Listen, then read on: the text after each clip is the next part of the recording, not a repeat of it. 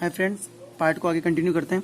तो last topic जो हमारा था स्वर्ण संख्या या स्वर्णांक, उसके आगे कंटिन्यू करने के बाद अब हमारे केवल इसके एप्लीकेशंस रह जाती हैं कि कोलाइडी सॉल के ऊपर जो आवेश पाया जाता है उसे हम कहाँ कहाँ यूज़ कर सकते हैं और किस कहाँ कहाँ ये हमारे लिए फ़ायदेमंद है। ठीक है, तो नंबर 1 एग्जाम्पल के रूप में ले सकते हैं धूम्र अवक्षेपण के रूप में।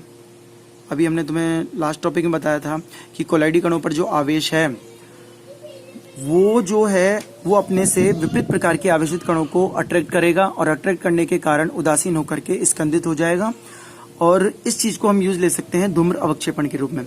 जैसे कि धुआं कोलाइडी तंत्र को प्रदर्शित करता है। तो धुआं एक कोलाइडी विलयन है जिसमें कार्बन के छोटे कण परिक्षिप्त अवस्था में पाए जाएंगे। धुएं में कार्बन के जो कण हैं वो परिक्षिप्त अवस्था में पाए जाएंगे और ये जो कार्बन के परिक्षिप्त अवस्था के कण हैं ये ऋणावेशित कोलाइड को प्रदर्शित करते हैं, ऋणावेशित कोलाइड को। तो यदि धुएं में से तुम कार्बन पार्टिकल यानी ऋणावेशित कोलाइड को अलग करना चाहते हो तो इन ऋणावेशित कोलाइड को किसके संपर्क में ला सकते हो? एनोड के संपर्क में। यानी कि अगर एक ऐसे टावर का निर्माण किया जाए जिसमें क्या लगा हुआ हो, धनात्मक प्रकार के इलेक्ट्रोड यूज किए गए हैं, धनात्मक प्रकार के।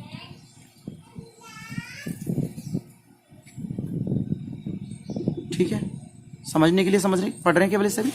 धनात्मक प्रकार के इलेक्ट्रोड इस टावर में यूज कर लिए और यहां से हमने धुएं को निष्कासित किया और जैसे ही ये धुआं ऊपर की तरफ उठेगा तो इसमें जो कार्बन के पार्टिकल हैं वो इन धनात्मक इलेक्ट्रोडों को, क्योंकि कार्बन ऋणावेशित कोलाइड को प्रदर्शित कर रहा है और ये धनात्मक इलेक्ट्रोड इन ऋणावेशित कोलाइड को अट्रैक्ट करेंगे और अट्रैक्ट करके उदासीन पार्टिकल के रूप में स्कंदित होकर के ये पुनः उदासीन होकर के वापस नीचे आ जाएंगे और जो शुद्ध जो धुआं है हमारा वो ऊपर बाहर निकल जाएगा।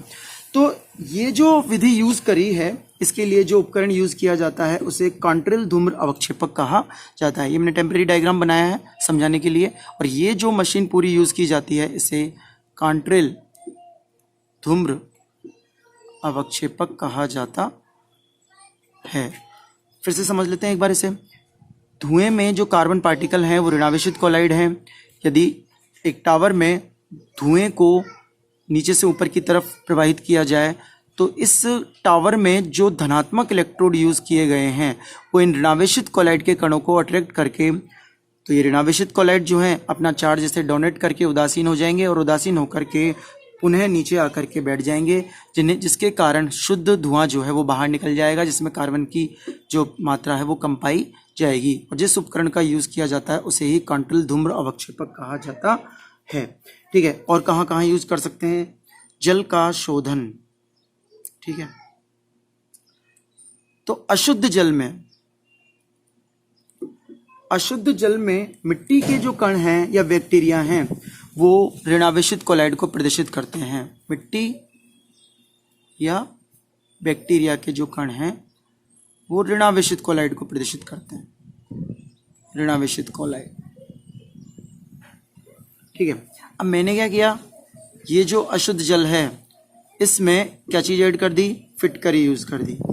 और फिटकरी में पोटेशियम और एल्यूमिनियम के धनात्मक आवेशित आयन पाए जाते हैं। जैसे ही फिटकरी इसमें मैं यूज करूंगा तो इसमें पाए जाने वाले जो एल्यूमिनियम के आयन हैं वो ऋणावेशित अशुद्धियों को उदासीन कर स्कंदित कर देते हैं और हमें शुद्ध जल प्राप्त हो जाता है। यानी अशुद्ध जल में जो मिट्टी और बैक्टीरिया के कण हैं वो ऋणावेशित कोलाइड हैं और जैसे ही इसमें फिटकरी को यूज किया जाता है तो उसमें पाए जाने वाले दोनों में से K+ और एल्यूमिनियम का ही नाम क्यों बोला है? क्योंकि इसकी स्कंदन क्षमता अभी हमने पढ़ रखी थी, जिसकी संयोजकता अधिक पाई जाएगी वो एक अच्छा क्या होगा? स्कंदन कारक होगा। तो ये एल्यूमिनियम +3 आयन जो है ये ऋणावेशित कणों को स्कंदित करके जल को शुद्ध कर देता है। सेम इसी को यूज किया जाता है रक्त के थक्का का निर्माण में। ठीक है, तो चोट लग जाने पर जो ब्लड निकलता है अगर उससे जल्दी रोकना है तो हम क्या करते हैं कि फिटकरी यूज करते हैं। और हमें पता है रक्त में जो एल्ब्यूमिन प्रोटीन होती है वो ऋणावेशित कोलाइड को प्रदर्शित करती है। रक्त में एल्ब्यूमिन प्रोटीन ऋणावेशित कोलाइड ठीक है, और हमने इसमें क्या, इसके चारों तरफ क्या लगा दिया, फिटकरी, और फिटकरी के एल्यूमिनियम +3 आयन क्या करेंगे, इस ऋणावेशित कोलाइड को स्कंदित कर देंगे, जिसके कारण रक्त का थक्का लग जाएगा और उस चोट में से रक्त का निकलना बंद हो जाएगा या रक्त का प्रवाह रुक जाता है। ठीक है, इसके अलावा हम यूज़ कर सकते हैं कोलाइडी वर्षा में, जो टेम्परेरी आर्टिफिशियल जो बारिश कराई जाती है उसमें। तो बादल जल का वायु में एरोसोल है, जल और वायु परिक्षेपण माध्यम में, इसीलिए क्या कहा है इसे, एरोसोल। ठीक है, बादल जल का वायु में एरोसोल है, जो परिक्षेपण माध्यम होगा उसी का सोल एरोसोल है। तो इसके लिए क्या करना पड़ेगा हमें,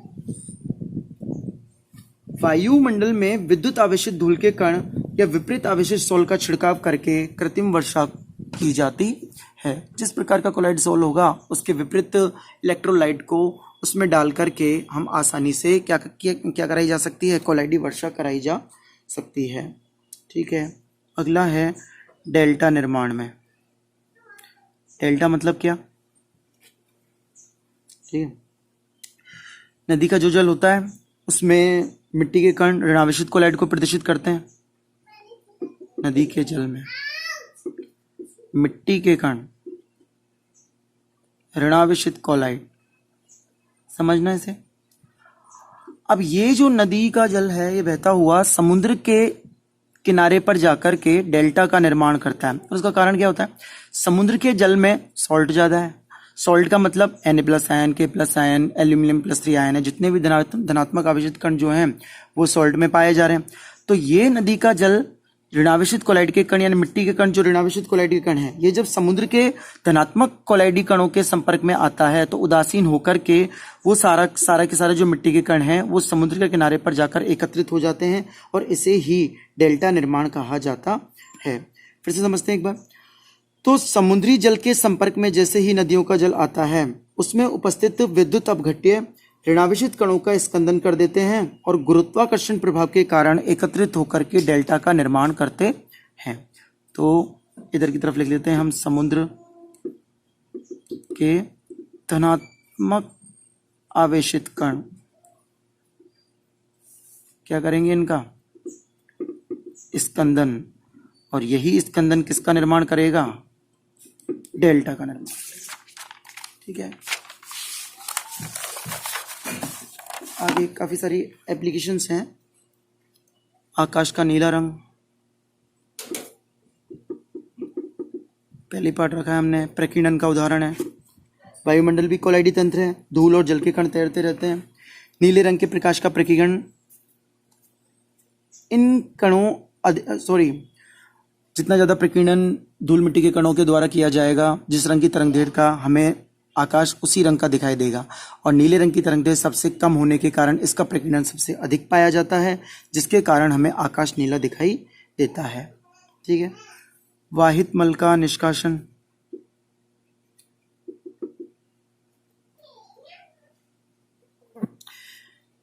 समझ सकते हैं कि अभी हमने बताया कि मिट्टी के जो कण हैं या बैक्टीरिया जो हैं वो ऋणावेशित कोलाइड को प्रदर्शित करते हैं। तो मान लो कि गंदी नलियों में जो नालियां हैं उनमें बहने वाला जो जल है उसमें मिट्टी, बैक्टीरिया, वायरस या जो भी गंदगी मिली हुई है वो किस प्रकार की कोलाइडी तंत्र को प्रदर्शित करती है, ऋणावेशित प्रकार के कोलाइडी तंत्र को। अब यदि हमें इस नालियों के जल को शुद्ध करना है तो हमें क्या करना पड़ेगा, इसमें पाए जाने वाले जो ऋणावेशित कोलाइड हैं इनके संपर्क में किसे लाना पड़ेगा, धनात्मक को। तो यदि हमने इसमें विद्युत कण संचलन का प्रयोग किया जाए कि हमने इलेक्ट्रोड यूज कर लिए उन नालियों में और धनात्मक आवेशित इलेक्ट्रोड उसमें चारों तरफ जोड़ दिए, तो वो धनात्मक आवेशित इलेक्ट्रोड जो हैं इन ऋणावेशित जो कोलाइड हैं इन्हें अट्रैक्ट करके उदासीन कर देंगे और उदासीन करके इन्हें अवक्षेपित करके क्या कर देंगे, जो जल है उसका उपयोग सिंचाई के रूप में किया जा सकता है। फिर से समझते हैं, नालियों में पाया जाने वाली जितनी भी अशुद्धि पार्टिकल हैं वो ऋणावेशित कोलाइड हैं और धनात्मक इलेक्ट्रोड के द्वारा इन ऋणावेशित अशुद्धियों को उदासीन करके इनका स्कंदन कर लिया जाता है और इसके पश्चात बचे हुए शेष जल का उपयोग सिंचाई के लिए किया जा सकता है। ये तो इनकी कुछ एप्लीकेशंस थी। कुछ लास्ट टॉपिक के रूप में हम पढ़ सकते हैं पायस या इमल्सन को। ठीक है, हमने पढ़ रखा है कि यदि परिक्षिप्त प्रावस्था तथा परिक्षेपण माध्यम दोनों ही द्रव हों, परिक्षिप्त प्रावस्था या परिक्षेपण माध्यम दोनों ही द्रव हों, तो इस प्रकार से बनने वाले तंत्र को पायस या इमल्शन कहा जाता है।